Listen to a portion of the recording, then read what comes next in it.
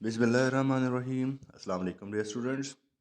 हमारा आज का टॉपिक है लखनऊ पैक्ट, जो कि 1916 में हुआ था और हम उर्दू में इसको मिसाक के लखनऊ कहते हैं।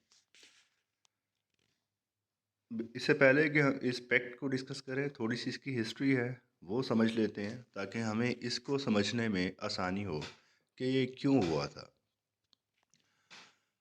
1913 में कायद आज़म ने मुस्लिम लीग को ज्वाइन किया और कायद आज़म जो हैं ये ऑलरेडी कांग्रेस के मेंबर हैं।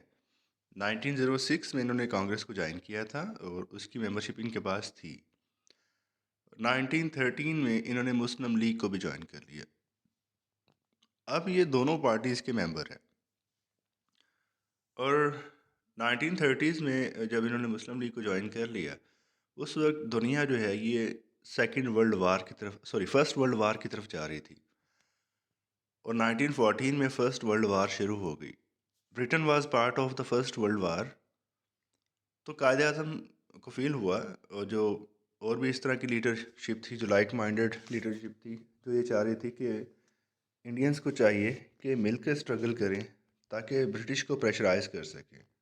उनसे कॉन्स्टिट्यूशनल जो इनकी डिमांड्स हैं उनको अगर ये कलेक्टिवली उनके सामने पेश करेंगे तो इस वक्त ब्रिटिश के ऊपर प्रेशर है, वो इनकी तमाम डिमांड्स को कबूल करेंगे।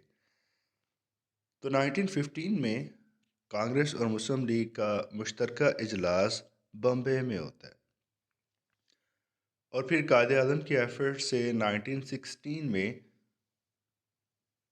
लखनऊ में दोनों पार्टीज़ केसरी बाग लखनऊ वहाँ पे मुश्तरका इजलास करती हैं और इस बार दोनों का आपस में एक एग्रीमेंट भी हो जाता है and this agreement is called Lucknow pact.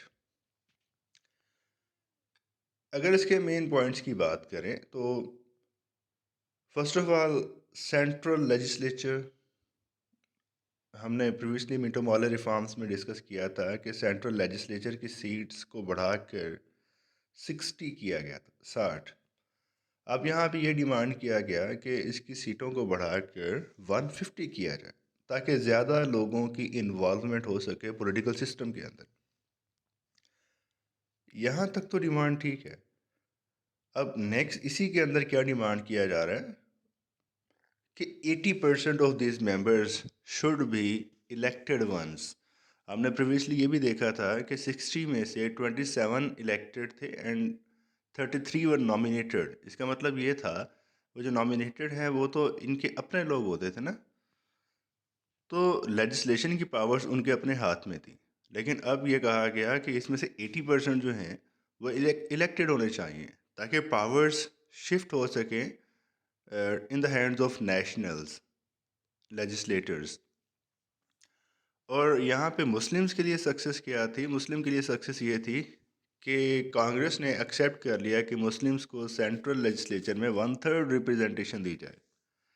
ये एक बहुत बड़ी सक्सेस थी।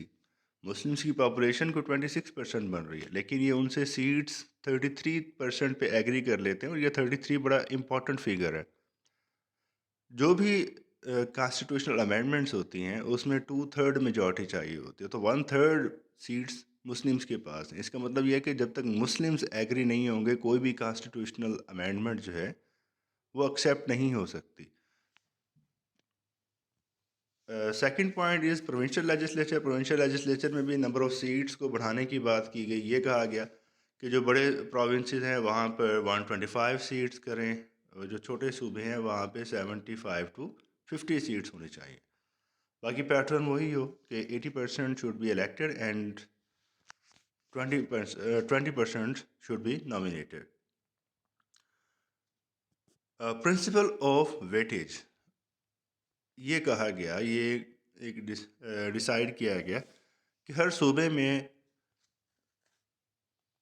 जो लोग माइनॉरिटी हैं उनको वेटेज ज़्यादा दी जाए, जो मेजॉरिटी हैं उनकी वेटेज को कंपैरेटिवली कम कर दिया जाए। तो ये एक बड़ा समझ लें कि एक स्पेशल टाइप का ये वाला एक पॉइंट है जिसकी बेसिस पे बाद में मुस्लिम लीग के अंदर भी डिवीजन्स होती रही। कांग्रेस के अंदर भी अच्छा खासा क्रिटिसिज्म होता रहा। ایک پروونس میں سپوز مسلم کی پاپولیشن 25% ہے، تو ان کو جو ویٹیج دی جائے وہ 30% دے دی جائے گی، 33% دے دی جائے. سیم باقی لوگوں کے ساتھ بھی کہ ایک صوبے میں اگر کانگریس کی جو ہندوز ہیں ان کی ریپرزنٹیشن 16% ہے، 16، تو ان کو 25% ریپرزنٹیشن دے دی جائے. تو اس طرح سے تھا کہ مائنورٹیز کو زیادہ ویٹیج دی جائے تاکہ ان کی پریزنس اس صوبے میں فیل ہو، اور جب ان کی ویٹیج زیادہ ہوگی تو وہ زیادہ افیکٹو رول پلے کر سکتے ہیں. تو that is system in which minorities are protected. تو موسٹلی مسلمس مائنورٹیز تھے، تو یہ بھی ایک سکسیس تھی مسلمس کے لیے. ٹیکسیشن کی بات یہ کی گئی کہ ساری ٹیکسیشن پروونسز لیں گے. فیڈرل گورنمنٹ کے پاس صرف 3 ڈپارٹمنٹس ہوں گے: ڈیفینس اور ریلوے اینڈ پوسٹل سروسز. اور postal services, railway and defence, یہ تینوں ڈپارٹمنٹس آپ کو پتہ یہ ٹیکس کلیکٹ نہیں کرتے بلکہ ان کے اوپر اسپینڈنگز ہوتی ہیں. تو یہ کہا گیا کہ باقی سارے محکموں کو پرومسز ڈیل کریں گے، البتہ وہ شیئر کریں گے جو سینٹرل گورنمنٹ کا برڈن ہوگا، جو اس کا اکنامک برڈن ہے اس کو پروونسز ان کے ساتھ شیئر کریں گے. Separation of powers, provincial and central judiciary کو سیپریٹ کیا جائے فرام دا ایگزیکٹو. پہلے یہ تھا، بلکہ ابھی تک بھی یہی تھا فرام 1919. یہ 1935 میں اس پوائنٹ کو امپلیمنٹ کیا گیا تھا.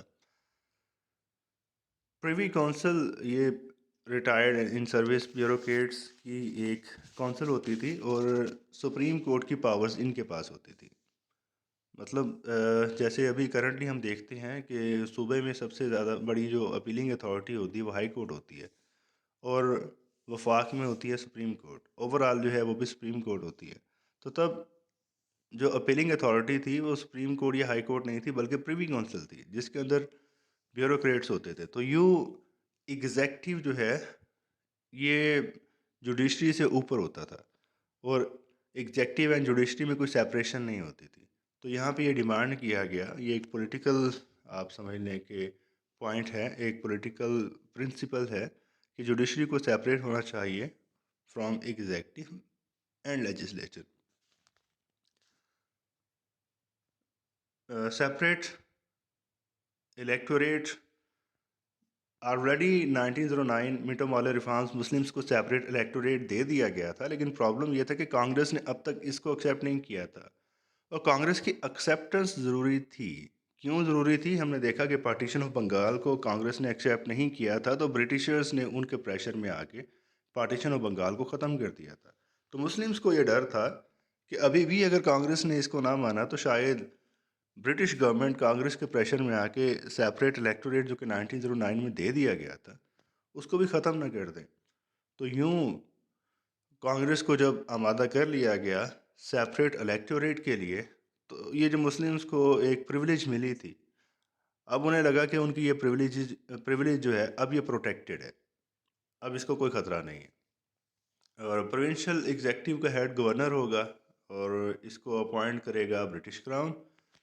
اینڈ ویٹو پار، اگین یہ ایک بڑا امپورٹنٹ پوائنٹ ہے کہ کسی پرٹیکولر سیکٹ کے حوالے سے، کسی پرٹیکولر کمیونٹی کے حوالے سے کوئی لا اس کو موو کیا جاتا ہے، لیکن اس پرٹیکولر کمیونٹی کی 80% اگر اس کو ریجیکٹ کر دے.